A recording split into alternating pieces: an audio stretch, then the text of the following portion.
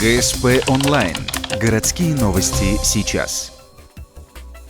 В воскресенье 11:00 Стилобат возле городского дворца культуры. Завершается масленичная неделя. Ухтинцев и гостей города приветствуют творческие коллективы. Сказочные герои в шуточной форме прогоняют зиму и приглашают весну. Как оказалось, масленица – это не только блины, но и танцы, песни и улыбки. Настроение отличное, праздник замечательный, людей много сегодня. Блинов нету.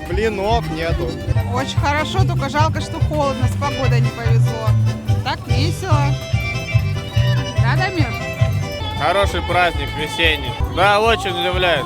Хотел поесть блинов, а их нет. Я сам ухтинец, я патриот своего города, здесь родился, живу без малого 60 лет. И вот это все здорово. На удивление горожан, на празднике не будет конкурсов с традиционным выпеканием блинов. Как говорят организаторы, кулинарные изыски привезли уже готовыми. Все цеха предоставили свои лакомства. Их дегустируют члены комиссии, после определится победитель. Самыми вкусными блинами угостят всех пришедших на праздник. Кроме масленицы, сегодня проходит еще одно мероприятие – благотворительная акция «Собака-обнимака». Сфотографироваться, обнять и угостить лакомством питомца стоит всего 25 рублей. Позирование на камеру для поклонников четвероногим друзьям дается непросто.